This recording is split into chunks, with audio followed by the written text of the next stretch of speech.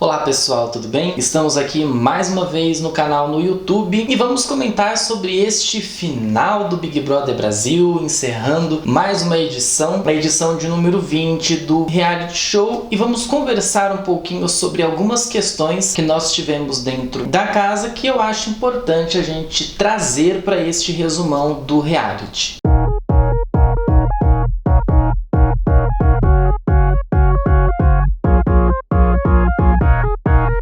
Eu estou gravando ele logo em seguida ao encerramento do programa. Para quem assistiu, acompanhou, viu todas as novidades, todos os acontecimentos, e que a Thelma levou a competição, foi a grande vencedora, levou R$1,5 milhão da competição. Isso significa muito para essa questão da própria edição em si, né? Nós tivemos diversos acontecimentos dentro da casa que foram destaques aqui do lado de fora, como o machismo, como homofobia, como o próprio preconceito com as raças, com as mulheres em si. Eu acho que foi uma edição tão memorável, digamos assim, dessa leva que nós temos de edições, que ela se marcou justamente por essas questões. As redes sociais foram muito importantes para esse tipo de questão, porque ela discutiu sobre isso, ela falou sobre as coisas que vinham acontecendo dentro da casa, o próprio machismo, a própria homofobia, o próprio preconceito racial, e ali as redes é que determinavam quem é que ficava, quem é que não ficava, quem era o odiado, quem era o amado pelo público. Eu acho que esse final, essa chegada aí para o título, a vitória, como vocês quiserem determinar, sobre a Thelma, foi muito interessante e muito valioso para essa edição.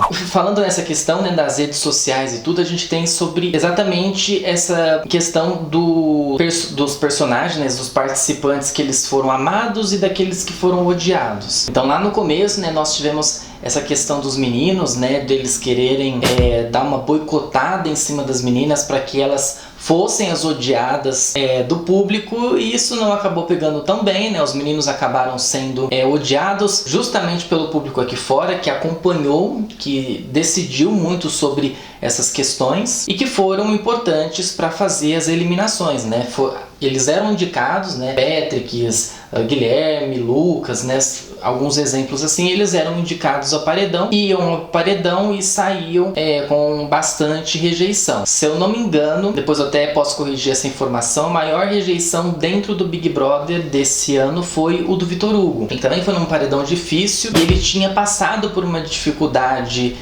naquela semana, ele começou a se tornar uma pessoa que era muito complicada dentro do jogo. O que a gente viu sobre o Vitor Hugo em si demonstrou e surtiu efeito justamente na sua eliminação. O grande paredão dessa edição, a disputa entre Manu e Prior, o grande destaque, que bateu recordes aí, o Guinness Book entregou uma placa para a Rede Globo falando que eles tinham se tornado o reality, o programa que tinha mais votos em todo mundo, porque passou de 1 bilhão de votos para eliminar Felipe Prior, batendo recordes, os comentários. A própria edição que encerrou o programa mostrou toda essa movimentação que a população, que a sociedade teve em si. Eu acho que também, mais pelo fato, pesou bastante sobre a questão da pandemia. Tudo bem que a gente começou o reality sem a pandemia, sem o isolamento social, e depois isso foi acontecendo. Eu acho que aí sim, quando todo mundo estava isolado e estava todo mundo tendo que ficar em casa, que as pessoas começaram a prestar mais atenção para essa edição e começaram a se ligar nos personagens, a se ligar nas pessoas, nas situações, nos acontecimentos e também em todas essas questões sociais que nós passamos dentro do reality. E aí a edição apostou em muitas coisas, aposta no quarto branco, na casa de vidro. A casa de vidro eu acho que rendeu mais que o quarto branco, porque o quarto branco, que era para render, eu acho que mais conflitos e até mais um isolamento maior ainda para aquelas pessoas, a Manu resolveu em horas desistir daquilo e sair completamente daquela situação. As pessoas até brincaram, que o Boninho deve ter ficado puto da vida com a Manu, porque em poucas horas ela desistiu do quarto. Enfim, né? Eu acho que o quarto ele poderia ter sido aproveitado melhor, por mais que a Manu tenha logo descartado o quarto, mas acabou não tendo esse tipo, não tendo essa valorização, se é que a gente pode dizer assim, sobre o quarto durante os próximos episódios que nós tivemos. A gente também determinou muito sobre a questão da votação da Casa de Vidro, porque logo em seguida que o Daniel e a Ivy entraram no programa, as pessoas entenderam melhor sobre os dois, disseram muito, né, que o Daniel acabou queimando um pouco a Marcela dentro do jogo, porque até então a Marcela era a grande favorita. A Thelma foi virando depois justamente pelas atitudes que a Marcela teve, e aí depois a Thelma fez o dela, né? Colocou ela pra jogo, ela conseguiu se destacar dentro do jogo e conseguiu ser essa vitoriosa que nós estamos acompanhando, que nós acompanhamos aí durante esses meses. Aposta também em Manuela Gavassi, né? As danças que ela fez dentro da casa, o estilo dela, o Thiago querendo dar uma instigada mais na Manuela, que demorou para engatar. Eu acho que ela demorou bastante para engatar nessa edição. Não foi logo de cara, ela... Não sei, eu acho que faltou um pouco ali no começo para ela se soltar. O pessoal fala muito que ela se soltou depois do quarto branco. Eu acho que ela começou a se soltar dias antes do quarto. E aí, como ela foi pro quarto, eu acho que passou por aquela situação, por aquele isolamento, e percebendo que tinha que se entregar mais ao jogo, porque tava um pouco fora de foco, aí que realmente ela entrou de vez. Aí ela começou até a ter treta, né? Ela teve treta com o Vitor Hugo, porque ela soube de falsidade dentro do jogo. A marca registrada dela dentro do programa de dançar a música da Dua Lipa, que teve gente que gostou, teve gente que não gostou, mas aí foi uma coisa que ela foi fazendo dentro da casa, isso foi dando repercussão fora, e é claro que a Rede Globo não ia perder a oportunidade de se utilizar disso para fazer uma boa edição.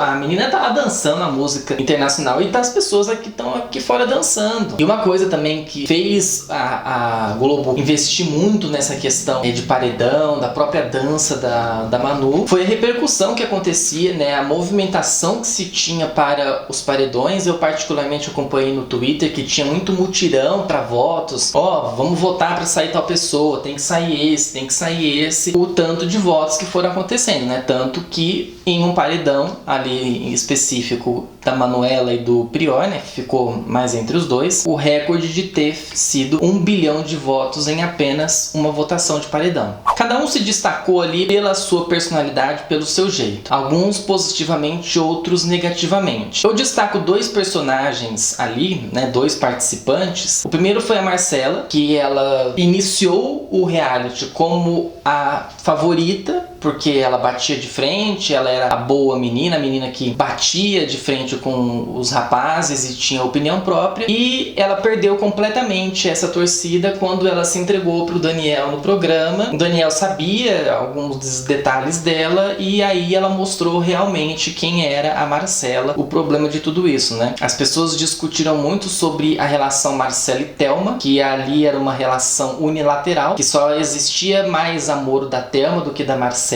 porque falavam que a Marcela falava da Thelma pelas costas, mas aí é uma coisa que o público analisa, né, que o público vê em relação a isso. E o outro personagem, o outro participante é o Babu, que participou de vários paredões, se destacou dentro do programa. Infelizmente ou felizmente, de acordo com a sua opinião, ele chegou a um paredão difícil, no paredão que ele foi eliminado, porque justamente eles queriam que o trio Rafa, Thelma e Manu fizessem essa final, porque foi analisado, né, pelo público. O público foi tendo as suas opiniões nas redes sociais, né, e tendo essas discussões, que elas tinham sido as pessoas mais sensatas dentro da casa, por mais que cada uma tenha tido certos problemas, né? A Rafa, por ser uma pessoa que todo mundo achava que ela era muito certinha, que ela era muito, não boba, mas muito certinha, muito menina de igreja, né? Eles falavam que ela era pastora. A Manu, por alguns erros, a frase dela em relação relação a vocês são bonitos por causa da cor de vocês, né? Vocês formam um casal bonito. Falando da Marcela e do Daniel, acabou pegando um pouco mal aqui do lado de fora, mas não o suficiente para que ela não chegasse ao final. Foi a terceira colocada, Rafa Kalimann a segunda e Thelma a grande vencedora. Merecido, eu acho que não tínhamos outra opção para colocar como vencedora. As três mereciam, mas eu acho que pela situação toda, como o próprio Thiago falou no final, a situação toda tinha que ser para a Thelma. O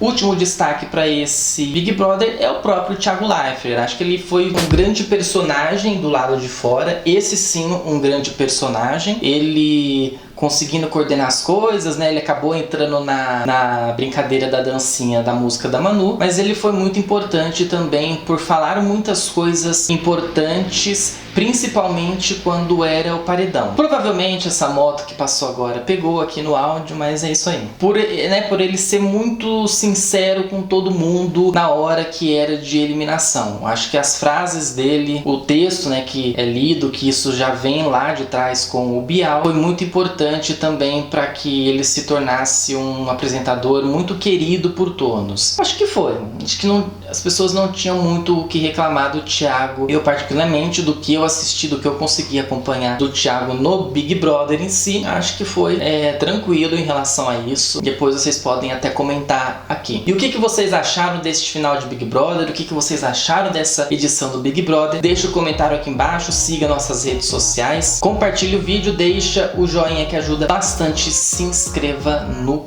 canal. Encerrando mais uma edição de Big Brother Brasil. Especula-se, né, que eles querem fazer mais uma edição para esse ano, começando em setembro, mas o Thiago já disse que é para o Big Boss dar uma controlada na sua empolgação. Vamos esperar, né, passar um pouco, né, o pessoal superar essa edição pra gente poder conversar um pouquinho da outra, né? Lembrando que as inscrições para a edição, que provavelmente deve ser em 2021, já estão abertas lá no G-Show, ok? Gente, até a próxima semana.